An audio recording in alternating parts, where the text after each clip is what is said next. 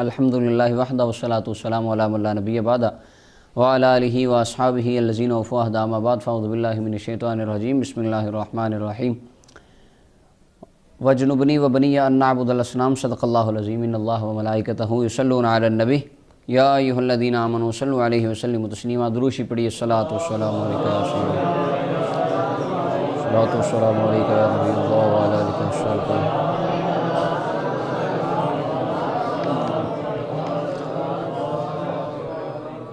اللہ جل مجدہ الکریم کی حمد و ثنا کے بعد اللہ تعالیٰ نے ہمیں پھر ایک مرتبہ توفیق عطا فرمائی۔ ہم آج کی علمی نشست میں حاضر ہیں۔ اللہ تعالیٰ جو ہم یہاں پر پڑھیں، سیکھیں، سکھائیں، اللہ تعالیٰ ہمیں سینوں میں محفوظ رکھنے کی توفیق عطا فرمائے اور اللہ تعالیٰ ہماری اس نشست سے لوگوں کے ایمان کی حفاظت فرمائے۔ آج کا ہمارا موضوع نشست کا جو ہے وہ آقا کریم علیہ السلام کے والدین طیبین طاہرین کے ایمان کے بارے میں ہے۔ اہل اسلام میں شروع سے یہ ایک اختلافی مسئلہ چلا آ رہا ہے کہ آقا کریم علیہ السلام کے والدین کیا مسلمان تھے یا نہیں تھے۔ بعض علماء امت متقدمین اور متاخرین بھی اس بات کی جانب گئے کہ آقا کریم علیہ السلام کے والدین نعوذ باللہ مسلمان نہیں تھے، لیکن بعض ائمہ کرام متقدمین اور متاخرین دونوں طرح ان کے اندر یہ رائے رہی کہ آقا کریم علیہ السلام کے والدین طیبین مسلمان بھی تھے، مومن بھی تھے اور وہ جنتی بھی تھے۔ اچھا، یہ دو رائے شروع سے چلی آ رہی ہیں۔ آج ہمارے پاک و ہند میں بھی یہ دو آراء قائم ہیں۔ اہل السنہ و جماعہ کی اکثریت جو ہے وہ آقا کریم علیہ السلام کے والدین کو ہم مومن سمجھتے ہیں، اور خوارج کے جو طبقات ہیں چونکہ ان کا مقصد نبی علیہ السلام کی ذات پر طعنہ زنی ہے، نقد وارد کرنا ہے، تو لہٰذا وہ اس شوشے کو ہوا دیتے ہیں۔ صحیح مسلم کی وہ ایک روایت ہے، انشاءاللہ اس کا آخر میں تجزیہ پیش کروں گا، ان ابی و اباک فی النار جو ہے وہ سوال میں بھی بڑی آتی ہے، وہ پوچھے انشاءاللہ وہ ایک روایت سے وہ اس بات کو ثابت کرنے کی کوشش کرتے ہیں کہ نبی علیہ السلام کے والدین نعوذ باللہ مسلمان نہیں تھے۔ سب سے پہلے ہمارا اہل سنت و جماعت کا ہمارے ماخذ کتنے ہیں؟ ہمارے جو ماخذ ہیں اصول اربع 4 ہیں۔ پہلا، دوسرا، تیسرا اجماع امت اور چوتھا قیاس ہے۔ اب ہم ان چاروں کو لے کر، اور بلکہ جو ہمارے دوسرے مکاتب فکر کے افراد ہیں وہ اپنا قیاس کو مانتے نہیں ہیں، اجماع امت کو کہتے ہیں یہ سنت سے ہی ثابت ہے، تو کہتے ہیں بس کتاب و سنت، صرف کتاب۔ تو آج ہم بھی اجماع امت یا قیاس کی طرف نہیں جائیں گے، صرف کتاب و سنت، قرآن و سنت ہیں جی، اس کی روشنی میں بات کریں گے، اور یہ واضح ہوگا کہ اللہ تعالیٰ نے اپنے محبوب علیہ السلام کے والدین کو الایمان عطا فرمایا تھا۔ علامہ اسماعیل حقی رحمۃ اللہ علیہ کی بات سے اپنی گفتگو کو آغاز کرتے ہیں۔ آپ فرماتے ہیں فوجودہ شریف عنصرہ لطیف، آقا کریم علیہ السلام کا وجود مبارک پوری کائنات میں ہر شے سے افضل ہے۔ وروحہ افضل الارواح القدسیہ، اور نبی علیہ السلام کی روح مبارک پوری کائنات کی تمام روحوں سے افضل ہے۔ وقبیلتہ افضل القبائل، رسول اللہ کا قبیلہ تمام قبیلوں سے افضل ہے۔ ولسانہ خیر الالسنہ، رسول اللہ کی زبان کل کائنات کی تمام زبانوں سے افضل ہے۔ وکتابہ خیر الکتب، رسول اللہ کی کتاب تمام آسمانی کتابوں میں ایک بلند مقام رکھتی ہے۔ وآلہ واصحابہ خیر الآل وخیر الصحابہ، رسول اللہ کی آل تمام آلوں سے بہتر، حضور کے صحابہ تمام اصحاب سے بہتر۔ اب ان تمام باتوں کو سامنے رکھ لیں تو اسی طرح رسول اللہ کے والدین تمام والدین سے بھی افضل ہیں۔ یہ امام اسماعیل حقی رحمۃ اللہ علیہ روح البیان کے اندر نقطہ نقل فرماتے ہیں۔ اب آئیے سب سے پہلے قرآن کریم کی طرف۔ اللہ تعالیٰ کا قرآن ہے، قرآن شریف کی آیت ہے، یہ سورہ ابراہیم کی آیت نمبر 36 ہے۔ وَإِذْ قَالَ إِبْرَاهِيمُ رَبِّ اجْعَلْ هَٰذَا الْبَلَدَ آمِنًا، اللہ اکبر۔ اس کے اندر امام طبری رحمۃ اللہ علیہ، یہ میرے سامنے جامع البیان عن تاویل القرآن امام طبری کی ہے، اس کی تفسیر میں کہتے ہیں اذکر یا محمد، اللہ فرماتے ہیں میرے محبوب یاد کرو۔ جب ابراہیم علیہ السلام نے یہ کہا، یاد اسے کروایا جاتا ہے کام جس کے سامنے ہوا ہو، فرمایا یاد کرو جب ابراہیم علیہ السلام نے کہا رب اجعل ھذا البلد آمنا، اے میرے اللہ اس شہر کو امن والا بنا دے، یعنی حرم بنا دے، اس اہل مکہ کو، اس کے رہنے والوں کو امن عطا فرما۔ وجنبنی، اور مجھے بچا، وبنی ان نعبد الاصنام، اور میری اولاد کو بچا یہ کہ ہم بتوں کی پوجا کریں، یعنی مجھے اور میری اولاد کو بتوں کی پوجا سے بچا۔ اب اس آیہ مبارکہ کی تفسیر میں امام مجاہد رحمۃ اللہ علیہ، یہ تابعی ہیں، فرماتے ہیں فاستجاب اللہ لابراہیم دعوتہ فی ولدی، اللہ تعالیٰ نے ابراہیم علیہ السلام کی اولاد کے بارے میں ان کی دعا کو قبول کر لیا. فَلَمْ يَعْبُدْ أَحَدٌ مِّن وُلْدِهِ صَنَمًا بَعْدَ دَعْوَتِهِ. آپ کی دعا کے بعد آپ کی اولاد میں سے کوئی بتوں کا پجاری بنا نہیں. اور رسول اللہ صلی اللہ علیہ وسلم اولاد ابراہیم علیہ السلام میں سے ہیں، لہٰذا آپ کے آبا جو تھے وہ بتوں کے پجاری. اب یہ قرآن عقیدہ دے رہا ہے. اچھا یہ ایک آیہ مبارکہ تھی. اب اسی طرح دوسری قرآن کریم کی آیہ مبارکہ سورہ الزخرف کی آیت نمبر 26 اور 27 اور 28. وَإِذْ قَالَ إِبْرَاهِيمُ لِأَبِيهِ وَقَوْمِهِ إِنَّنِي بَرَاءٌ مِّمَّا تَعْبُدُونَ إِلَّا الَّذِي فَطَرَنِي فَإِنَّهُ سَيَهْدِينِ. فرمایا یاد کرو میرے محبوب جب ابراہیم علیہ السلام نے کہا اپنے چچا کو اور اپنی قوم کو کہ میں بری ہوں ان بتوں سے جن کی تم پوجا کرتے ہو. إِلَّا الَّذِي فَطَرَنِي، مگر وہ ذات جو وہ اللہ جس نے مجھے پیدا کیا ہے، فَإِنَّهُ سَيَهْدِينِ، عن قریب وہ مجھے ہدایت دے گا. وَجَعَلَهَا كَلِمَةً بَاقِيَةً، اللہ نے اس کلمے کو باقی رکھا. اور کلمے کی تفسیر میں تمام مفسرین کا اتفاق ہے کہ اس کلمہ سے مراد وہ قول لا الہ الا اللہ. اچھا کلمۃ باقی فی عقبہ قرآن نے جو کہا نا کہ ابراہیم علیہ السلام کے بعد اللہ نے اس کلمے کو باقی رکھا، اس کا مطلب کیا ہے؟ حضرت قتادہ یہ بھی تابعی ہیں اور بڑے افضل تابعین میں ان کا شمار ہوتا ہے. اب امام طبری ان کی سند سے اس حدیث کو لکھتے ہیں، کہتے ہیں امام قتادہ کہتے ہیں یہ اس سے مراد لا الہ الا اللہ کی گواہی ہے اور توحید کی گواہی ہے. لم یزل فی ذریتہ من یقولها من بعد، رسول اللہ تک اللہ نے ابراہیم علیہ السلام کی ذریت میں ایک پوری لڑی بنائی جو ساری زندگی اللہ کی توحید پر قائم رہی، اور وہ کفر سے اللہ نے ان کو دور رکھا جن کے اندر رسول اللہ تشریف لے کر آئے. اب یعنی آقا کریم علیہ السلام ابراہیم علیہ السلام سے لے کر رسول اللہ تک سب کے اندر آپ کے جو آباء و اجداد تھے ان کے اندر اللہ تعالیٰ نے کلمہ توحید کو باقی رکھا. اب آگے اِلَّا الَّذِي فَطَرَنِي فَإِنَّهُ سَيَهْدِينِ. اچھا یہ اگلی تفسیر میرے سامنے تفسیر القرآن العظیم امام ابن کثیر کی. یہ وہ امام ہیں جو تمام مکاتب فقہ اہل حدیث دیوبندی اہل سنت سب کے نزدیک متفق مانے جاتے ہیں. اچھا وَجَعَلَهَا كَلِمَةً بَاقِيَةً فِي عَقِبِهِ، اس کی تفسیر میں یہی کہتے ہیں ابراہیم علیہ السلام کی ذریت میں اللہ تعالیٰ نے یہ کلمہ باقی رکھا. اور یہ حضرت مجاہد، حضرت اکرمہ، ضحاک، قتادہ، امام سدی تمام کا یہ قول ہے، اور ابن عباس سے بھی یہی منقول ہے. امام ابن کثیر نے اس سند کے اوپر صحت کی مہر قائم کر دی. اب آگے اگلی آیت مبارکہ اللہ تعالیٰ کا قرآن ہے، بڑی معروف آیت ہے سورہ البقرہ کی. سورہ البقرہ کی آیت ہے. اللہ تعالیٰ نے قرآن کریم میں ارشاد فرمایا ابراہیم علیہ السلام نے جب بنا لیا خانہ کعبہ تو وَإِذْ يَرْفَعُ إِبْرَاهِيمُ الْقَوَاعِدَ مِنَ الْبَيْتِ وَإِسْمَاعِيلُ رَبَّنَا تَقَبَّلْ مِنَّا إِنَّكَ أَنْتَ السَّمِيعُ الْعَلِيمُ. انہوں نے بنا کے کعبۃ اللہ دعا کی اللہ ہماری اس دعا کو، یہ کاوش کو اپنی بارگاہ میں قبول فرما.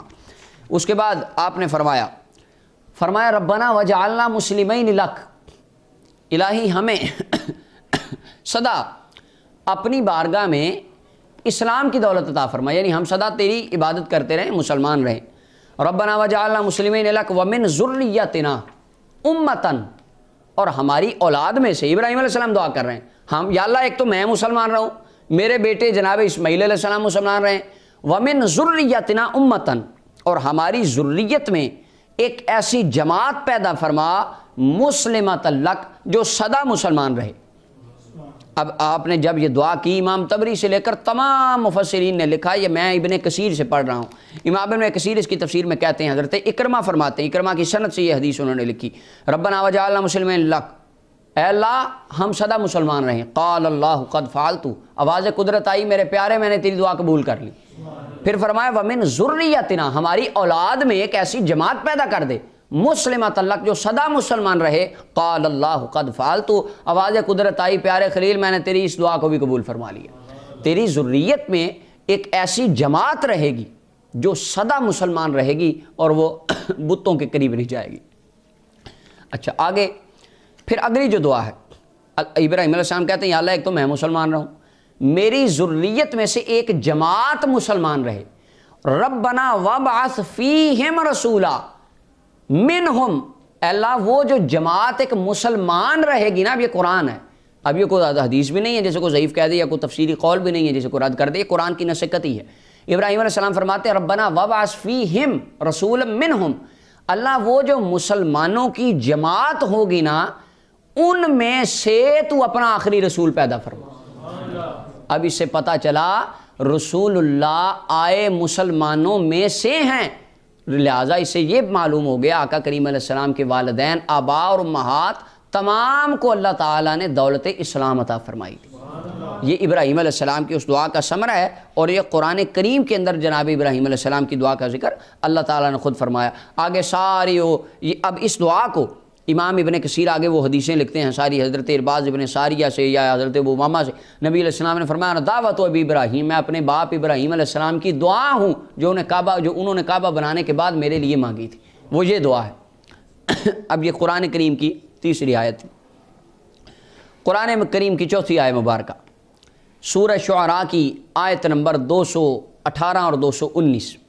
اللہ تعالیٰ نے فرمایا الذی یراک حین تقوم، اے محبوب جب آپ قیام کرتے ہیں رب آپ کو دیکھتا ہے۔ اس کے تفصیلی اقوال بہت زیادہ ہیں، ہمارا جو استدلال ہے وہ وَتَقَلُّبَكَ فِي السَّاجِدِينَ، اس کا ترجمہ یہ ہے محبوب اللہ نے آپ کا پلٹنا سجدہ کرنے والوں میں رکھا ہے، آپ کا پلٹنا سجدہ کرنے والوں میں۔ اچھا اس کے تفصیلی اقوال اور بھی ہیں، فی المصلین کہا، حضور گئے صحابہ نماز پڑھ رہے تھے تو یہ مراد ہے، یا جو وہ ساری باتیں اپنی جگہ۔ اب یہ میرے سامنے تفسیر الدر المنصور ہے، بلکہ یہ تفسیر سے پہلے میں اس کی ایک حدیث پیش کر دوں۔ امام ابو نعیم دلائل النبوہ کے اندر حدیث لکھتے ہیں، حدیث نمبر 17 ہے، حضرت عطا عبداللہ ابن عباس کے شاگرد یہ روایت کرتے ہیں، فرماتے ہیں عبداللہ ابن عباس نے فرمایا وَتَقَلُّبَكَ فِي السَّاجِدِينَ، اس آیت کی تفسیر عبداللہ بن عباس نے وہ بتائی۔ عبداللہ بن عباس وہ ہیں جنہیں رسول اللہ نے سینے سے لگا کے فرمایا اللہ اسے قرآن کا عالم بنا دے، ان کے قرآن کے علم کے لیے رسول اللہ نے دعا کی ہے۔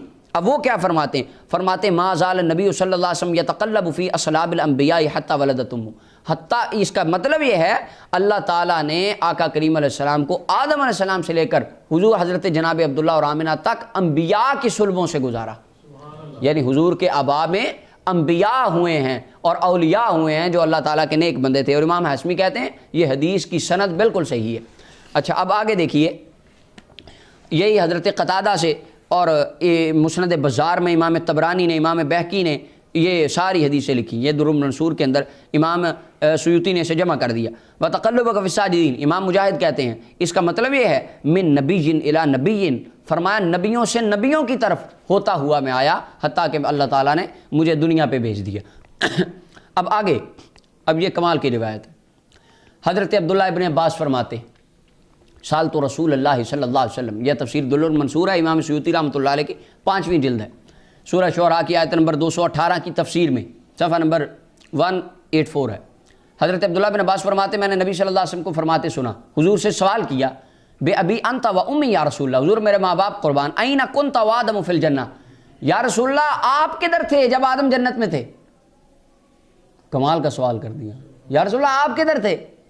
اس کا مطلب کم از کم ان کا اتنا عقیدہ تھا کہ آدم علیہ السلام جب جنت میں تھے رسول اللہ اس وقت جہاں ہوں گے حضور کو اس کا علم بھی ہوگا۔ این کنت و آدم فی الجنہ، حضور آپ کدھر تھے جب آدم جنت میں تھے؟ فتبسم حتی بدت نواجزہ، نبی علیہ السلام مسکرائے حتیٰ کہ آپ کی داڑھ مبارک ظاہر ہو گئی، حضور بڑا مسکرائے۔ ثم قال، پھر فرمایا انی کنت فی صلبہ، فرمایا جب آدم جنت میں تھے میں ان کی صلب میں ہی تھا۔ وہابت الی الارض وانا فی صلبی، جب زمین پہ آئے تب بھی میں ان کے ساتھ ہی تھا۔ فرمایا ورکبت السفینۃ فی صلب ابی نوح، جب ابراہیم جناب نوح علیہ السلام کشتی میں سوار ہوئے فرمایا میں ان کی صلب میں ان کے ساتھ ہی تھا۔ ورکبت السفینہ وقذفت فی النار فی صلب ابی ابراہیم، فرمایا جب ابراہیم علیہ السلام کو آگ میں ڈالا گیا میں ان کے ساتھ ہی تھا، میرا نور ان کی پیشانی میں تھا، ان کے صلب میں تھا۔ اور امام راضی رحمۃ اللہ نے لکھا ہے اور امام قسطلانی وغیرہ دیگر علماء نے لکھا ہے کہ آگ گلزار آپ پر ہوئی اس وجہ سے تھی کہ رسول اللہ کا نور آپ کی پیشانی مبارک میں تھا۔ اور آقا کریم علیہ السلام نے فرمایا وَلَمْ يَلْتَقِ أَبَوَايَ قَطُّ عَلَى صِفَاحٍ، میرے ماں باپ آدم علیہ السلام سے لے کر میرے والدین تک جتنے آبا تھے فرمایا وہ زنا پر، صفا زنا کو کہتے ہیں، فرمایا زنا پر نہیں ملے، یعنی ان میں سے کوئی ایک بھی گناہ گار نہیں تھا، کوئی ایک بندہ بھی اللہ کے حکم کا نافرمان نہیں تھا۔ لم یزل اللہ ینقلنی من الاصلاب الطیبات الی الارحام الطاہرہ، فرمایا آدم سے لے کر میرے ماں باپ تک اللہ تعالیٰ نے مجھے پاک صلبوں سے نیک رحموں کی طرف منتقل فرمایا۔ اب یہ رسول اللہ خود فرما رہے ہیں، حضور فرما رہے ہیں میں جن کی صلبوں سے، جن کے شکموں سے ہوتا ہوا آیا وہ مائیں بھی پاک ہیں اور باپ بھی۔ اچھا اب دیکھیے قرآن کیا کہتا ہے، انما المشرکون نجس، کافر پلیت ہے، رسول اللہ فرماتے میرے آبا، اور قرآن کہتا کافر۔ اس سے پتہ چلا اگر وہ مسلمان نہ ہوتے تو رسول اللہ انہیں پاک نہ کہتے، کیونکہ کافر پاک نہیں ہوتا، کافر پاک نہیں ہوتا، پلید ہوتا ہے۔ حضور فرماتے وہ پاک تھے، پتہ چلا وہ کافر کوئی بھی نہیں تھا، سب کو اللہ تعالیٰ نے اسلام کی دولت۔ پھر آگے حدیث پاک اور بھی ہے الی آخری ہی۔ اچھا یہ امام سیوطی رحمۃ اللہ علیہ نے اس سے اپنا استدلال بیان فرمایا۔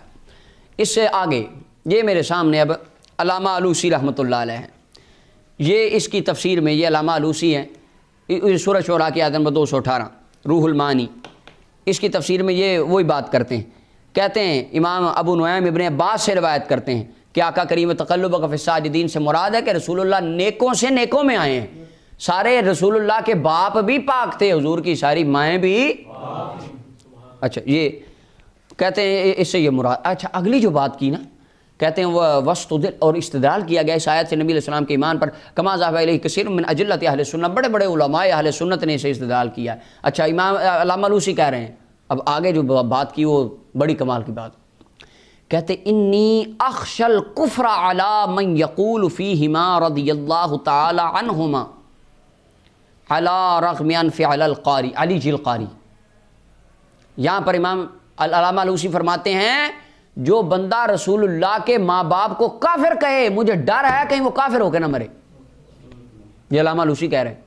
اور آگے انہوں نے ملا علی قاری کا نام لیا کیونکہ اس وقت ملا علی قاری رحمۃ اللہ علیہ کا بھی عقیدہ ٹھیک نہیں تھا، انہوں نے ایک دو کتابیں بھی جڑ ماری رسول اللہ کے والدین کے عدم ایمان پر، لیکن وہ آگے چل کے میں نبراس سے بتاؤں گا کہ ملا علی قاری نے رجوع کیسے کیا تھا اور کب کیا تھا، کہاں کیا تھا، وہ آخر میں ہم بات کرتے ہیں۔ خیر جب ملا علی قاری کا عقیدہ درست نہیں تھا تو حضرت علامہ علوسی کیا کہتے ہیں، مجھے ڈر ہے کہ ملا علی قاری کفر پہ نہ مر جائے۔ پتہ چلا ہمارے اندر اپنے اکابرین کی اندھی عقیدت نہیں ہے، اگر جن کا عقیدہ درست ہے ہم ان کو اپنا امام مانتے ہیں، ہم نے اس کو امام مانا ہے جس نے رسول اللہ کی محبت اور عشق کا ہمیں سبق دیا ہے۔ ملا علی قاری نے جب یہ غلطی کی تو علماء نے کتنے سخت جملے لکھے، اخشى الکفر کا لفظ کہہ دیا۔ خیر اس سے علامہ علوسی رحمۃ اللہ نے بھی اسی استدلال کو ثابت فرمایا، اور اس کے علاوہ بے شمار مفسرین کرام نے اسی حدیث مبارکہ کو لکھا، اپنی کتب میں اس استدلال کو لکھا۔ اچھا یہ تھے قرآن کریم کے استدلالات۔ اب آگے آ جائیے حدیث رسول صلی اللہ علیہ وسلم کی طرف۔ امام مسلم رحمۃ اللہ علیہ، حضرت امام سیوطی رحمۃ اللہ علیہ نے 7 رسائل لکھے، یہ میرے سامنے الحاوی للفتاوی ہے، اس کی دوسری جلد ہے، اس کے اندر انہوں نے پورا ایک رسالہ لکھا ہے آقا کریم علیہ السلام کے والدین پہ، اور اس رسالے کا نام مسالک الحنفاء فی والد المصطفیٰ، یہ دوسری جلد ہے، صفحہ نمبر 2 سے، اس کے اوپر وہ ساری روایات انہوں نے جمع کر دی، ادھر سے میں پڑھ دیتا ہوں، سیاستہ کی۔ امام مسلم، امام ترمذی حدیث بیان کرتے ہیں، نبی علیہ السلام نے فرمایا ان اللہ اصطفیٰ من ولد ابراہیم اسماعیل، اللہ تعالیٰ نے اولاد ابراہیم علیہ السلام میں سے اسماعیل علیہ السلام کو چنا، فرمایا واصطفیٰ من ولد اسماعیل بنی کنانہ، اولاد اسماعیل میں سے اللہ نے کنانہ کو چنا، واصطفیٰ من بنی کنانہ قریشہ، بنی کنانہ میں سے اللہ نے قریش کو چنا، واصطفیٰ من قریش بنی ہاشم، قریش میں سے بنی ہاشم کو چنا، واصطفانی من بنی ہاشم، بنی ہاشم میں سے سب سے اونچا مقام اللہ نے محمد مصطفیٰ کو عطا فرمایا۔ اب رسول اللہ فرماتے ہیں اللہ تعالیٰ نے قبائل چنے، اور اگلی حدیث سنیے، امام طبرانی، امام بہقی اور اور امام ابو نعیم عبداللہ بن عمر کی سند سے حدیث لکھتے ہیں، آقا کریم علیہ السلام نے فرمایا ان اللہ خلق الخلق، اللہ نے مخلوق پیدا فرمائی، فاختار من الخلق بنی آدم، اور تمام مخلوقات میں سے، مخلوقات میں جانور بھی تھے، یہ پہاڑ بھی تھے، درخت بھی تھے، سب کچھ تھا، اللہ نے بنو آدم، آدم کے بیٹوں کو، انسانوں کو عزت عطا فرمائی، چنا، واختار من بنی آدم العرب، پھر اللہ نے ان میں سے عربوں کو زیادہ شان دی، اور عرب میں سے پھر قبائل کو دی، قریش کو، بنو یہ سارا فرمایا انا من خیار الی خیار، فرمایا میں بہتروں میں سے بہتروں کی طرف ہوتا ہوں آیا ہوں، فرمایا اللہ تعالیٰ نے جو قبیلے کو بہتر چنا، اللہ نے میں مصطفیٰ کو اس بہتر کے اندر رکھا۔ فرمایا یعنی میرا رسول اللہ اپنا بیک گراؤنڈ خود بیان کر رہے ہیں، فرمایا میرا سارا بیک گراؤنڈ بہترین ہے۔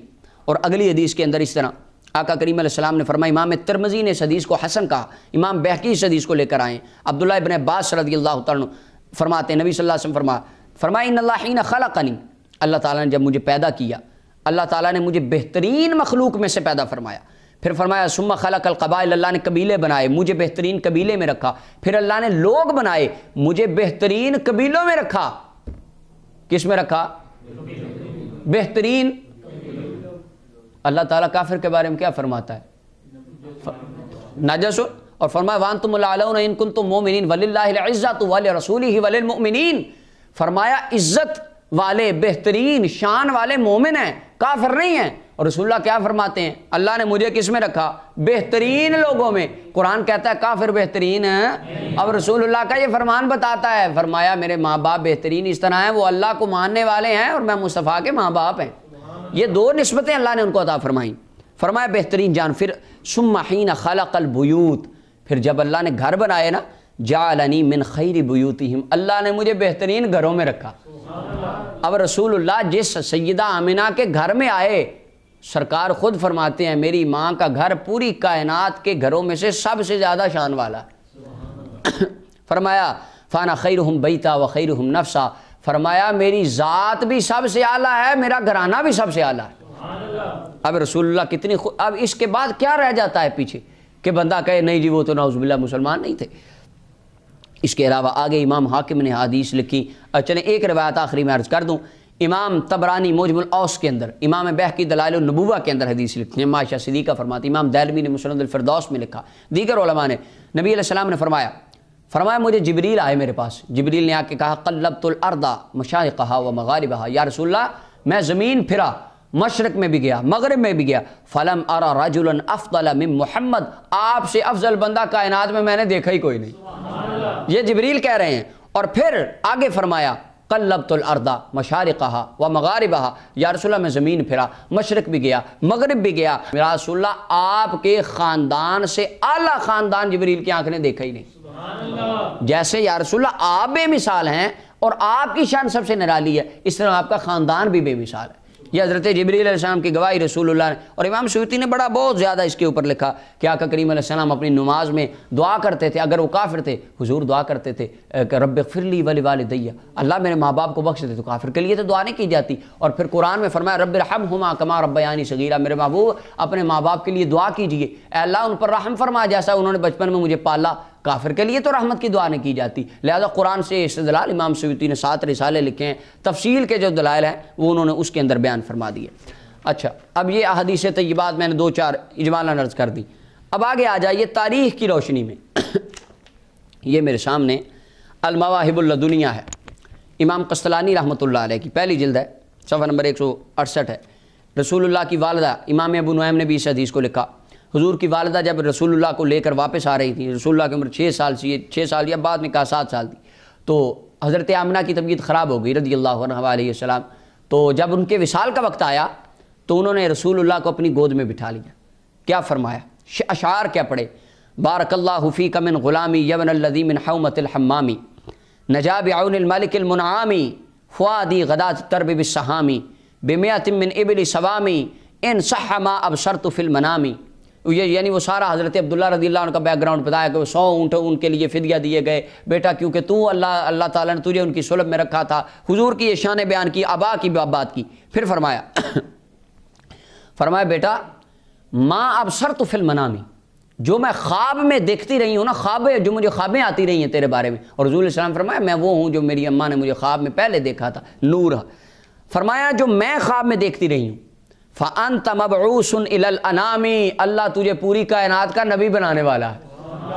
یہ حضور کی والدہ 6 سال کی عمر میں رسول اللہ کو فرما رہی، فرمایا من عند ذی الجلال والاکرام، اللہ کی ہاں سے تجھے نبوت ملے گی، رسالت ملے گی۔ پھر فرمایا تُبْعَثُ فِي الْحِلِّ وَفِي الْحَرَامِ، تو ہل اور حرم میں نبی بن کے جائے گا، یعنی مکے والوں کا بھی، عرب والوں کا بھی نبی ہوگا، عجم والوں کا بھی نبی ہوگا۔ تُبْعَثُ فِي التحقیق والاسلام، سچا اسلام لے کر تو دنیا پہ جائے گا۔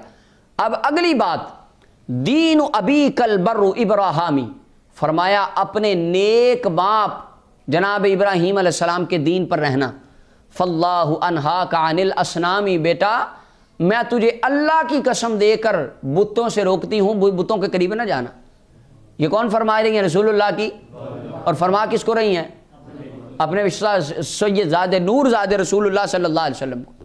فرمایا بیٹا قوم کے ساتھ مل کے بتوں کی پوجا نہ کرنا، اب اس کے اوپر یہ میرے سامنے شرح زرقانی ہے، امام زرقانی فرماتے ہیں ھذا القول منہا صریح فی انہا موحدۃ، یہ قول صراحتاً دلالت کرتا ہے کہ اللہ نے رسول اللہ کی امی جان کو ایمان عطا فرمایا تھا، وہ اللہ کو ماننے والی تھی۔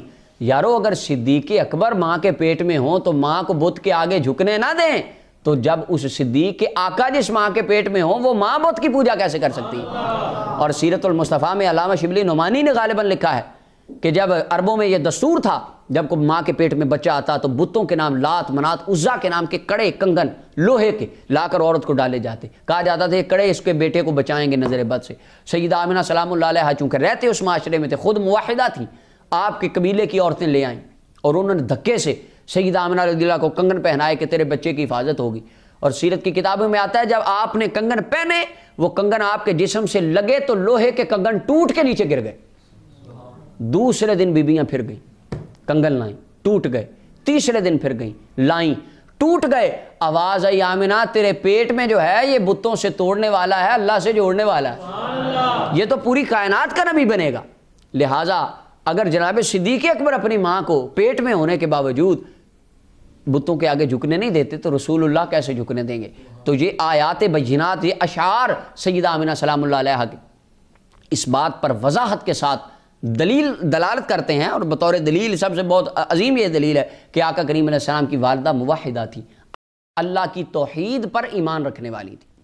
اور اس کے بعد آپ نے فرمایا کل حی میت و کل جدید بال، فرمایا ہر زندہ نے مر جانا ہے، ہر نیا ہے اس نے پرانا ہو جانا ہے، وانا میتۃ، میں تو دنیا سے جا رہی ہوں لیکن وذکرہ باقٍ، میرا نام سدا باقی رہے گا۔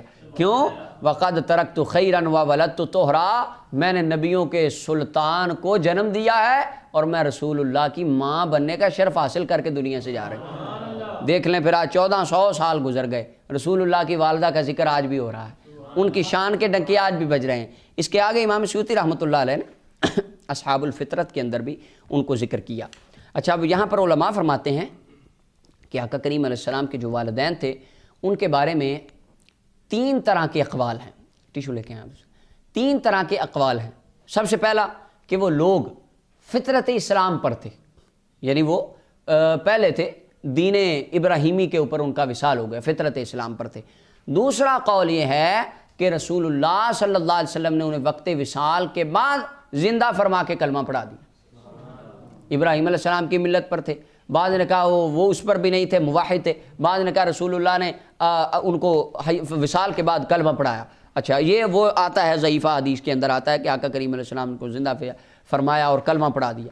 اس کے بارے میں امام قسطلانی نے مواہب الدنیا میں حدیث لکھی، الحاوی للفتاوی میں یہ امام سیوطی رحمۃ اللہ علیہ نے حدیث لکھی، امام طبری نے اسے لکھا اپنی سند سے، امام ابو حفص بن شاہین نے اپنی کتاب الناسخ والمنسوخ میں اس کی پوری سند ذکر کی، اور امام زرقانی نے وہ سندیں لکھی ہیں اس کے اندر، امام دارقطنی نے، خطیب بغدادی نے، امام سہیلی نے اور امام قرطبی نے اپنی کتاب التذکرہ اس کے اندر یہ اس کو ذکر کیا۔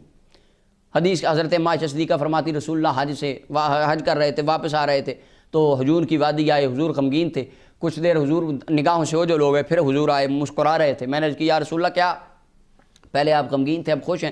فرمایا ذہبت لقبر امی، میں اپنی امی جان کے قبر کے پاس گیا، فسألت اللہ ان یحییہا، میں نے سوال کیا اللہ ان کو زندہ کر دے، اللہ نے میرے ماں باپ کو زندہ کیا، میں نے ان کو اپنا کلمہ پڑھا کے اپنی امت میں شامل فرما لیا۔ اور یہ بڑی مستند روایات کے اندر علامہ محمد علی نقشبندی صاحب رحمۃ اللہ علیہ نے اس پر بڑی جرح فرمائی ہے، اور اس کی اسناد کے اوپر علامہ ابن تیمیہ کے افکار کا رد کیا ہے کہ انہوں نے موضوع کہا یہ حدیث موضوع نہیں ہے، البتہ ضعیف ہے، اور ضعیف کے بارے میں آپ کو پتہ ہے جب طرق مل جائیں تو وہ حسن کے درجے میں پہنچ جاتی ہے، البتہ خیر اس کے اوپر پھر گفتگو ضعیف حدیث پہ وہ بڑا رہ رہا ہے، انشاءاللہ اللہ توفیق عطا فرمائے ضعیف روایت پہ بھی ہم گفتگو کریں گے۔ امام قرطبی یا رسول اللہ کے والدین کو زندہ کرنے والے قصے پہ تبصرہ کرتے ہیں اور فرماتے ہیں حضور کا ان کو زندہ فرمانا نہ دینی طور پر ممتنع ہے نہ عقلی طور پر محال ہے ہی نہیں۔ اس طرح کہتے ہیں قرآن میں کتنا ذکر ہے، موسیٰ علیہ السلام کی وہ گائے وہ لگا مردہ زندہ ہو گیا، حضرت حزقیل علیہ السلام نے 1000 بندہ زندہ کر دیا، کہ کون کسے اللہ نے عزیر علیہ السلام کو زندہ کر دیا، ان کا گدھا دوبارہ زندہ کر دیا، تو یعنی وہ اس سے دلالت کرتے کہتے ہیں اگر وہ پہلی امتوں کے نبی ہو کر ان چیزوں کو زندہ کر سکتے ہیں تو ان نبیوں کا سلطان اپنے ماں باپ کو زندہ نہیں فرما سکتا۔ یہ امام قرطبی کا تبصرہ ہے جو آپ نے فرمایا۔ اچھا اب سوال ایک یہ بھی پیدا ہو سکتا ہے کہ نبی صلی اللہ علیہ وسلم نے ایسا کیوں فرمایا، زندہ کیوں کیا؟ اللہ یہاں سے لوگ کہتے ہیں دیکھیں جی آپ کہتے ہیں زندہ کیا، اس سے پتہ چلا پہلے وہ مسلمان نہیں تھے بعد میں کلمہ پڑھایا، نہیں، نبی صلی اللہ علیہ وسلم فرمایا کچھ لوگ ہیں ان کے لیے ڈبل اجر ہے، پہلا وہ بندہ وہ غلام جو اپنے مولا کا بھی حق ادا کرے اللہ کا بھی حق ادا کرے، قیامت کے دن اس کو ڈبل اجر ملے گا۔ فرمایا اسی طرح وہ لوگ جو پہلے انبیاء کی امتوں پر یقین رکھتے رہے، پہلے شریعتوں پر تھے، جیسے حضرت عبداللہ بن سلام پہلے یہودی تھے، مکے میں مدینہ شریف میں رہنے والے عیسائیوں کی پوری جماعت عیسیٰ علیہ السلام کے دین پر تھی، حضور آئے، حضور کا کلمہ پڑھ لیا، فرمایا ان لوگوں کو اللہ ڈبل اجر عطا فرمائے گا۔ اب حضور علیہ السلام کے دل میں خیال آئے یا اللہ عبداللہ بن سلام کو، اوس خزرج کے عیسائیوں کو اور ان بعد میں آنے والوں کو تو ڈبل اجر ملے اور میری اماں کو اور میرے والد کو قیامت کے دن سنگل اجر ملے، ایسا نہیں ہونا چاہیے۔ تو سرکار نے ان کو ملت ابراہیمی کا ثواب تو ملنا تھا، رسول اللہ نے اپنی امت کا اعزاز بھی ان کو عطا فرما دیا، یہ وجہ تھی حضور کو ان کے شامل کرنے کی۔ خیر یہ دلائل نقلیات قرآن و سنت کے دلائل کے اوپر، اس کے اوپر عقلی دلائل بے شمار ہیں۔ مثال کے طور پہ سنن ابو داؤد کنز المال کی روایت ہے، آقا کریم علیہ السلام نے فرمایا من قرأ القرآن وعمل بما فیہ، جو قرآن پڑھے اس پر عمل کرے، البس والدہ تاج یوم القیامہ، اس کے ماں باپ کو قیامت کے دن سورج سے زیادہ چمک والا تاج پہنایا جائے گا۔ اب جو قرآن پڑھے اور قرآن پر عمل کرے اس کے ماں باپ کو تو تاج پہنایا جائے، جس نے پوری کائنات کو قرآن سکھایا، جس کے سینے پہ رب نے قرآن نازل فرمایا، اس کے ماں باپ کی کیا شان ہوگی؟ عقلی دلائل بے شمار ہے۔ اور اس کے علاوہ جو چیز انبیاء کے وجود سے لگ جائے اس کو جہنم کی آگ نہیں جلاتی، اس کے اوپر امام سیوطی نے خصائص میں بڑا لمبا تبصرہ فرمایا، خیر وہ میں ادھر نہیں جاؤں گا، بات لمبی ہو جائے گی۔ ایک بات عرض کرتے ہیں آخر کے تفسیر روح البیان علامہ اسماعیل حقی رحمۃ اللہ علیہ، جلد نمبر 5 صفحہ نمبر 259، اس کے اندر فرماتے ہیں یدخل الجنۃ مع المؤمنین، مومنوں کے ساتھ جنت میں جائیں گے 10 من الحیوانات، 10 جانور جنت میں جائیں گے۔ کتنے جی؟ 10۔ بلند آواز سے کتنے؟ 10 جنت میں جائیں گے۔ حضرت مقاتل سے یہ بات مروی ہے، یہ کو انہوں نے اپنے سے نہیں بلائی، یہ امام مقاتل فرماتے ہیں، تدخل الجنت ناقۃ صالحین، صالح علیہ السلام کی اونٹنی جنت میں جائے گی۔ اب گنیے گا وعجل ابراہیم، ابراہیم علیہ السلام کا بچڑا، وکبش اسماعیل، اسماعیل علیہ السلام کا دمبا، وبقرۃ موسیٰ، موسیٰ علیہ السلام کی گائے، وحوت یونس، یونس علیہ السلام جس مچھلی کے پیٹ میں 40 دن رہے، مچھلی بھی جنت میں جائے گی، وحمار عزیر، عزیر علیہ السلام کا گدھا، ونملۃ سلیمان، سلیمان علیہ السلام جس کیڑی کو ہاتھ پر اٹھا کے رکھا تھا وہ جنت میں جائے گی، وہدہد بلقیس، سلیمان علیہ السلام کا نوکر ہدہد جو ملکہ بلقیس کی خبر لے کر آیا، جنت میں جائے گا، وکلب اصحاب الکہف، اصحاب کہف کا کتا بھی جنت میں جائے گا، وناقۃ محمد صلی اللہ علیہ وسلم، رسول اللہ کی ڈاچی یہ بھی جنت میں جائے گی، اور یہ تمام انسانوں کی صورت میں جنت میں جائیں گے۔ اب یہ 10 جانور جن کی نسبت انبیاء سے ہو جائے وہ جنتی، عزیر علیہ السلام جس گدھے پہ بیٹھیں وہ گدھا جنتی، رسول اللہ جس ڈاچی پہ بیٹھیں وہ ڈاچی جنتی، جناب یونس علیہ السلام جس مچھلی کے پیٹ میں 40 دن رہیں وہ مچھلی جنتی، تو یونس کے امام الانبیاء جس ماں کے پیٹ میں 9 ماہ رہے ہیں، اللہ نے اس ماں کو جنت میں کتنا اعلیٰ مقام عطا فرمایا ہوگا۔ لہٰذا یہاں سے بھی علماء نے استدلال فرمایا کہ رب تعالیٰ ان کو جنت میں اعلیٰ مقام عطا فرمایا۔ اس کے علاوہ بے شمار اور بھی دلائل ہیں۔ امام ابن ماجہ نے سنن ابن ماجہ میں حدیث ہے، فرمایا بندہ اپنے پیچھے 3 چیزیں چھوڑ کے جاتا ہے جس کا ثواب اس کو قبر میں ہوتا ہے، نیک اولاد جو اس کے لیے دعا کرے، صدقہ جاریہ، علم نافع۔ اب دیکھیے حضرت آمنہ اور حضرت عبداللہ اپنے پیچھے کس کو چھوڑ کے گئے؟ نبیوں کے امام کو، نبیوں کے تاجدار کو، جو صالحین کے امام، جن کی تعلیمات پر عمل کر کے لوگ صالح بنے۔ یار آج اب آپ صالح بن جائیں، میں صالح بن جاؤں، ہمارے باؤ اجداد کو قبروں میں اس کا ثواب جائے، جس آقا کی تعلیم پر عمل کر کے ہم مومن اور مسلمان اور صالح بنے ہیں، ان رسول اللہ کو کتنا اجر جاتا ہوگا، اور رسول اللہ کی اس تبلیغ کا اجر اللہ تعالیٰ ان کے والدین کو قبروں میں کتنا اعلیٰ عطا فرماتا ہوگا۔ اس کے اوپر بے شمار اور بھی علامہ قاضی یاد نے اس کے اوپر بڑی لمبی جرح فرمائی، امام سیوطی کے رسائل ہیں بھرے پڑے ہیں، خیر وہ اس کے لیے آپ امام سیوطی کے رسائل کو پڑھیں، یا علامہ محمد نقشبندی صاحب رحمۃ اللہ علیہ کی کتاب نور العینین کا آپ تفصیل سے مطالعہ کریں، اس کے اندر وہ تمام دلائل کا انہوں نے وضاحت سے لکھ دیا ہے۔ اچھا اب آگے دیکھیے، مولا علی قاری رحمۃ اللہ علیہ کی بات پہلے کر لیتے ہیں۔ چلیں ملا علی قاری کو پہلے رکھتے ہیں، پہلے صحیح مسلم کی حدیث پر آئیں۔ ملا علی قاری تو ہمارے ہی ہیں نا، ان کی بات بعد میں بھی ہو جائے گی۔ پہلے صحیح مسلم کی روایت سنیے۔ صحیح مسلم کی روایت پیش کی جاتی ہے کہ نبی علیہ السلام کی بارگاہ میں ایک اعرابی آیا، یہ میرے سامنے صحیح مسلم بھی ہے۔ اعرابی آیا، اس نے آ کر کہا کہ یا رسول اللہ میرا باپ کدھر ہے؟ تو نبی علیہ السلام نے فرمایا ان ابی و اباک فی النار، تیرا اور میرا باپ جہنم میں ہے، نعوذ باللہ۔ یہ صحیح مسلم کی روایت وہ پیش کرتے ہیں۔ اچھا، یہ حدیث ایسے نہیں ہے، حدیث کے یہ جو الفاظ ہیں یہ درست نہیں ہیں۔ کس طرح؟ حدیث اس طرح ہے، ابن ماجہ، ابو داؤد یا دیگر محدثین کی ایک جماعت نے جو روایت کو لکھا، امام سیوطی رحمۃ اللہ علیہ نے اس صحیح مسلم کی اس حدیث کے اوپر پورا رسالہ لکھا ہے، پوری کتاب لکھی، اس کی سند کے اوپر، اس کے الفاظ کے اوپر۔ آپ وہ انشاءاللہ وہ آپ رسالہ اگر پوری مکمل جرا پڑھیں تو اس میں پڑھیں۔ دو باتیں ٹو دی پوائنٹ میں عرض کرتا ہوں۔ حدیث اس طرح نہیں ہے، حدیث اس طرح دی، بندہ آیا، عرض کی یا رسول اللہ این ابی، میرا باپ کدھر ہے؟ فرمایا فی النار، تیرا باپ جہنم میں۔ وہ یہودی تھا، اس کا باپ یہودی تھا، فرمایا جہنم میں۔ عرض کی یا رسول اللہ آپ کا باپ کدھر ہے؟ تو آقا کریم علیہ السلام نے نا اس کی اس بات سے اعراض فرمایا، جواب نہ دی، فرمایا جب بھی کبھی کسی کافر کی قبر سے گزرے اسے جہنم کی خوشخبری سنا دینا۔ بعد میں اسے ابھی کلمہ پڑھ لیا، بعد میں کہنے لگے، پھر آئے کہنے لگے رسول اللہ صلی اللہ علیہ وسلم نے مجھے تکلیف میں ڈال دیا، اب میں جس قبر سے گزرتا ہوں کافر کی تو مجھے اس کو جہنم کی بشارت دینی پڑتی ہے۔ حدیث مکمل یہ ہے۔ اب یہ ان ابی و اباک فی النار کے در سے آ گیا صحیح مسلم میں، کہتے ہیں جی یہ دیکھیں جی امام مسلم نے لکھ دیا کہ ان ابی و اباک فی النار، میرا سرکار نے فرمایا تیرا باپ میرا باپ دونوں جہنم میں، نعوذ باللہ۔ یہ ایک روایت پورے دنیا کائنات کے ذخیرہ حدیث میں صرف ایک روایت ہے جس سے یہ استدلال کرتے ہیں ان ابی و اباک فی النار۔ اس کے علاوہ یہ تفسیر جریر میں، امام طبری کی تفسیر کے اندر، تفسیر طبری میں، اس کے اندر ایک دو جو روایات ہیں اس کی سند پر باس ہو سکتی ہے، وہ ضعیف ہیں۔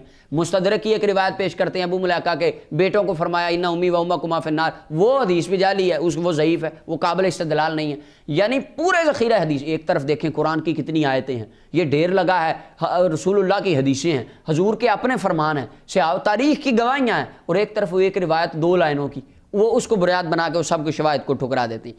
اب اس کے اندر حدیث بیان کرتے ہیں حضرت جناب انس بن مالک۔ کون بیان کرتے ہیں؟ اس کی سند دیکھیں، انس بن مالک سے حدیث بیان کرتے ہیں ان کے شاگرد ثابت البنانی۔ ثابت البنانی سے حدیث بیان کرتے ہیں حماد بن سلمہ۔ کون؟ یہ حدیث ثابت البنانی سے امام معمر نے بھی بیان کی ہے اور حماد بن سلمہ نے بھی بیان کی ہے۔ معمر کے الفاظ کے اندر جو حدیث وہ بیان کرتے ہیں ان کی سند میں یہ لفظ آئے ہی نہیں، نبی و اباک فی النار، سرکار نے فرمایا تیرا میرا ابا جہنم میں۔ ان کی سند کے اندر جو روایت آتی ہے وہ اپنی سند سے جو بیان کرتے ہیں اس کے اندر ساری زندگی ایک مرتبہ میں انہوں نے یہ لفظ بیان نہیں کی کہ نبی پاک نے فرمایا ان ابی و اباک فی النار۔ یہ صرف حضرت حماد واحد بیان کرتے ہیں۔ ایک سب سے اب اصول سن لیے اہل سنت کے اس حدیث کو رد کرنے کے لیے۔ پہلا اصول، آپ نے اصول الشاشی میں پریکٹس کیا، میں کہتا ہوں مہارت حاصل کر لی ہے۔ کتاب اللہ کے مقابلے میں خبر واحد آ جائے اور ٹکرائے، تطبیق ممکن نہ ہو تو علل اعلان ہم کتاب اللہ کو ترجیح دیتے ہیں اور خبر واحد کو چھوڑ دیتے ہیں۔ اب یہ خبر واحد ہے، ایک طرف قرآن کی آیتیں ہیں اور ان آیات میں رسول اللہ کی اپنی تفسیریں ہیں، صحابہ کی تفسیریں ہیں، ایک طرف یہ ایک روایت ہے دو لائنوں کی۔ اب ہم اسے مانیں کہ اللہ کے قرآن کو مانیں تو لہٰذا قرآن سے جو روایت ٹکرائے وہ رد ہوتی ہے۔ پہلی بات یہ پہلا ایک چیز تھی ہمارے اصول کے مطابق۔ دوسرا، جرح و تعدیل کے اصولوں کو دیکھ لیجئے، آپ مقدمہ پڑھ لیجئے، بڑی نکت پر باس نہ کریں، مقدمہ ابن صلاح نہ پڑھیں، آپ چھوٹی پڑھ لیں، مقدمہ شیخ عبدالحق کا مشکات والے تمام طلباء پڑھتے ہیں، اس کے اندر دیکھ لیں۔ اگر ثقہ راوی اپنے سے زیادہ ثقہ راوی کی مخالفت کرے وہ روایت شاذ ہوتی ہے اور روایت قبول نہیں ہوتی۔ اب حضرت حماد جو ہیں اور وہ حضرت معمر کی مخالفت کر رہے ہیں، اس کے اندر ثقہ راوی آپس میں ٹکرا رہا ہے، لہٰذا ان کی روایت شاذ ہے۔ کس طرح؟ یہ دیکھیے، اگرچہ امام ثابت البنانی سے حماد کی روایات مضبوط ہیں، زبردست ہیں اور سب سے زیادہ ثقہ ان کے شاگرد یہ تھے، لیکن اب دیکھیے یہ میرے سامنے سیر اعلام النبلاء امام ذہبی کی پہلی جلد ہے، راوی کا نمبر ہے 1826، راوی نمبر حماد بن سلمہ۔ اس کے اندر یہ سارے ان کی شان، یہ بڑے اللہ کے نیک بندے تھے حماد بن سلمہ، اور نماز کے اندر سجدے کی حالت میں اللہ نے انہیں موت عطا فرمائی تھی۔ اتنے نیک بندے تھے. یعنی ہمیں نعوذ باللہ ان کے اوپر یہ نہیں کہ ان پر نقص وارد کریں یا ان کی زندگی کھنگالیں، نہیں، لیکن ان کی جرح و تعدیل کی جو دو باتیں ہیں وہ امام یہاں پر کیا امام زابی کہتے ہیں، فرماتے ہیں قلت کان بحرم من بحور العلم، امام زابی کہتے ہیں میرا قول یہ ہے وہ علم کا سمندر تھے، لیکن وَلَهُ أَوْهَامٌ فِي سِعَةِ مَا رَوَى، لیکن جو انہوں نے روایات کی وسعت کی ہے ان کی کچھ روایات میں وہم پایا جاتا ہے، جن روایات میں سے ایک روایت ہے یہ مسلم والی ہے، اِنَّ أَبِي وَأَبَاكَ فِي النَّارِ، کہتے ہیں ان کے سکہ ہونے میں کوئی شک نہیں، امام مسلم نے حدیث لی ہے وَهُوَ صُدُوقٌ، راوی سچے تھے، لیکن وَلَهُ أَوْهَامٌ ان کے لیے کچھ وہم تھے. آگے امام حاکم صاحب المستدرک وہ اپنی کتاب المدخل کے اندر فرماتے ہیں، کہتے ہیں بعض احباب نے ان کے حافظے کے بارے میں آخری عمر میں باتیں کی کہ ان کا حافظہ آخری عمر میں ذرا تھوڑا سا خراب ہو گیا تھا، اور اس طرح تھا 80 سال کے بعد محدث حدیث بیان نہیں کرتا تھا، حدیث لینا اسے علماء نے کہا تھا نہ لوگوں کو بزرگ ہو گیا.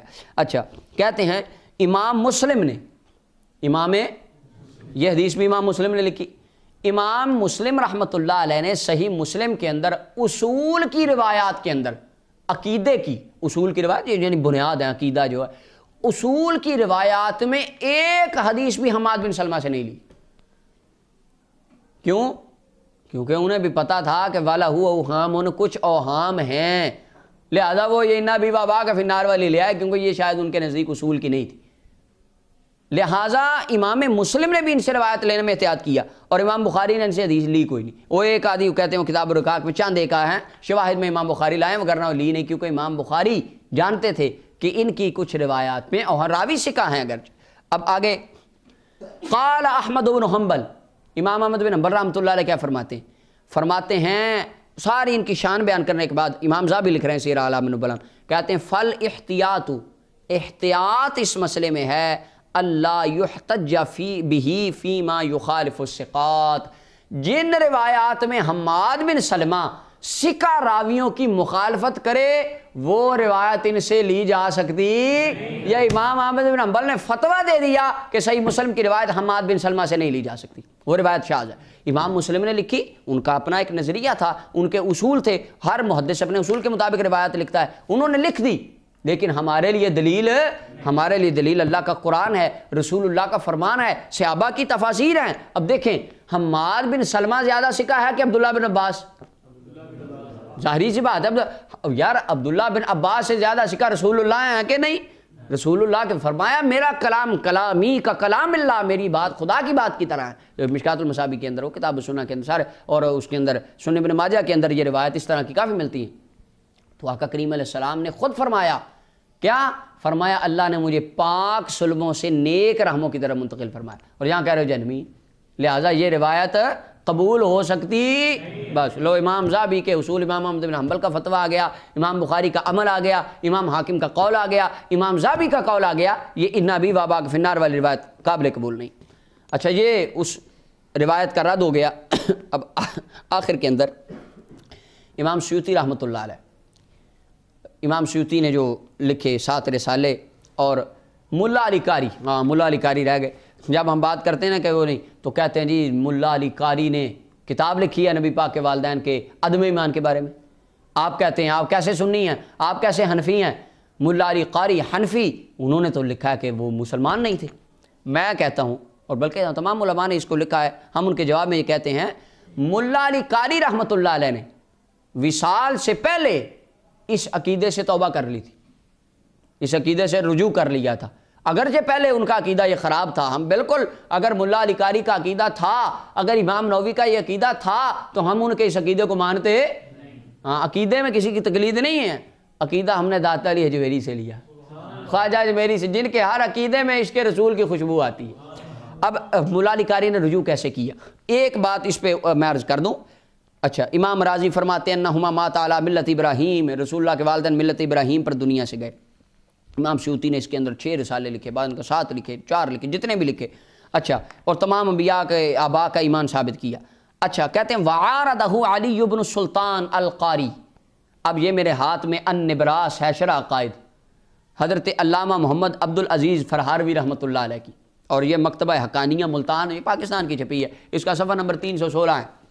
اس کے اوپر علامہ فرہاروی رحمۃ اللہ علیہ فرماتے ہیں علی بن سلطان قاری، ملا علی قاری، انہوں نے معارضہ کیا ہے برسالتہ فی اثبات کفرہم، اپنے ایک رسالہ کے ساتھ رسول اللہ کے والدین کا کفر ثابت کیا ہے۔ فرعا استاذہ ابن حجر مکی رحمہ اللہ، امام ملا علی قاری کے استاد امام ابن حجر مکی حتمی رحمۃ اللہ علیہ، انہوں نے دیکھا، خواب دیکھا، کیا؟ ان القاری سقط من سقف، کہ ملا علی قاری چھت سے گرا ہے، فن کسرت رجلہ، پاؤں ٹوٹ گیا ہے۔ فقیل، اور آواز آئی خواب میں، ھذا جزاء اہانت والدی رسول اللہ صلی اللہ علیہ وسلم، نبی پاک کے ماں باپ کو کافر کہنے والوں کا دنیا پہ یہی انجام ہونا ہے۔ اور جب آپ کے استاد نے خواب دیکھا امام ابن حجر نے تو بیدار ہوئے، اگلے دن پتہ چلا ملا علی قاری چھت سے گرے ہیں، ان کی ٹانگ ٹوٹ گئی۔ پھر آپ نے پیغام بھیجا، فرمایا علی میں نے خواب میں یہ بات دیکھی تھی اور آواز دی گئی تھی مجھے کہ رسول اللہ کے ماں باپ کی توہین کرنے والا جو مصطفیٰ کے والدین کو کافر کہے دنیا میں اس کا یہ انجام ہوگا، وآخرت میں کیا بنے گی تیرے ساتھ۔ ملا علی قاری کے دل پہ چوٹ لگی، پھر انہوں نے جو الشفاء کی شرح لکھی، 4 جلدوں میں 5 جلدوں میں پڑھی ہے کہ ملا علی قاری رحمۃ اللہ نے لکھی، وہاں پر جب قاضی اجاز مالکی نے شفاء میں رسول اللہ کے والدین کا ذکر کیا، وہاں پر علامہ ملا علی قاری حنفی رحمۃ اللہ نے لکھا، بعد میں یہ رسالہ پہلے کا تھا، وہ شفاء بعد میں لکھی، بعد میں لکھا والصحیح مذہب الامام سیوطی، صحیح مذہب وہ ہے جس کے اوپر امام سیوطی کا مذہب ہے، 4-6 رسالے جس پر امام سیوطی نے لکھے، ان جمیع آباء النبی صلی اللہ علیہ وسلم کانوا مؤمنین، اللہ نے رسول اللہ کے تمام آباء کو ایمان ہی عطا فرمایا تھا۔ یہ پھر ملا علی قاری رحمۃ اللہ علیہ نے اس کے بعد رجوع کر لیا تھا۔ اور آخر میں امام سیوطی رحمۃ اللہ علیہ نے جب رسول اللہ صلی اللہ علیہ وسلم کی عظمت میں، آپ کے والدین کی عظمت میں یہ رسائل لکھے، تو اس کے بعد سے لے کر وقت وصال تک نبی علیہ السلام نے 72 مرتبہ بیداری کی حالت میں امام سیوطی کو اپنا دیدار عطا فرمایا۔ تو یار دیکھیں، اگر آج کوئی میرے والد کی شان بیان کرے، میری والدہ کی شان بیان کرے، آپ کے والد کی تعریف کرے، آپ کے والدہ کی شان بیان کرے، عظمت بیان کرے، ہم راضی ہوتے ہیں کہ نہیں؟ دل خوش ہوتا ہے، یار ہمارے ابا کی، ہماری ماں کی شان بیان کرتا۔ تو جو رسول اللہ کے ماں باپ کی شان بیان کرے، رسول اللہ بھی اس پہ راضی ہو جاتے ہیں۔ تو یہ دلائل کی روشنی میں یہ ہمارا اہل سنت و جماعت کا عقیدہ ہے کہ رب تعالیٰ نے آقا کریم علیہ السلام کے جمیع آبا کو دولت ایمان سے سرفراز فرمایا تھا، وہ مومن تھے، موحد تھے، ملت ابراہیمی پر ان کا وصال ہوا، اور بعض میں اعزازاً، اشرافاً، تکریماً، تعظیماً رسول اللہ نے ان کو اپنی امت مبارکہ میں بھی شامل فرما لیا۔ اللہ تعالیٰ بروز قیامت ان کے وسیلے سے ہمیں آقا کریم علیہ السلام کی شفاعت عطا فرمائے۔ وآخر دعوانا ان الحمدللہ۔